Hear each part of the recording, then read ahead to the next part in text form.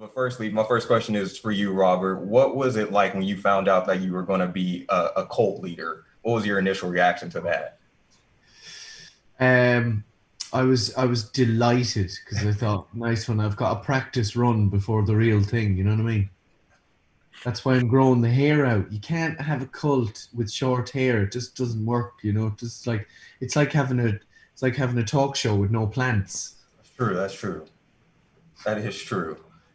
So yeah, we me myself and Steve during the interim was firing ideas around, and a cult seemed like the best one, the sauciest one for a Klaus that gets a manipulator that gets dropped into the early 60s and has all of this perspicacious foresight to artillery from the future that he can use to kind of dupe naive people from the late 1950s entering the early 1960s.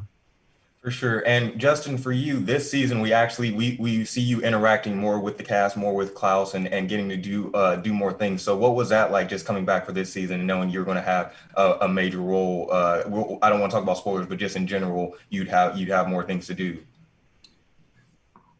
It was exciting. It was I was so fortunate, last season to be a part of the show. I didn't really know to what extent I would be asked to come back for season two, and for Steve and the writers to believe in sort of Ben's storyline, and to continue to increase that. Absolutely thankful and excited for. And yeah, I think Ben gets his due finally, in terms of being able to finally have a bit of independence and agency this season, as Klaus's powers continue to evolve and change and grow. And speaking of that, so that this dynamic between you guys, what was it like working together? This question is for both of you, but what was that like, just building that relationship? Because you guys do have a lot more scenes together physically and just emotionally. So what was that Oh, like? tantrums, right? He's the bit. I tell you, he's a diva. If you don't have a glazed donut on a silver platter at 11 o'clock in the morning, he bursts into tears. But that's the trade-off.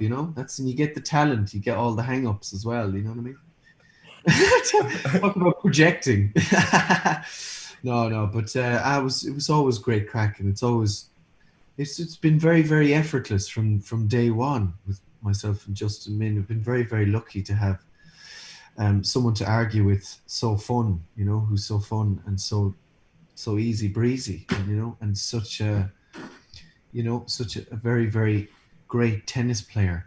And like, to be honest, I really, really love t- t- TV that sort of that keeps things rolling, keeps things going.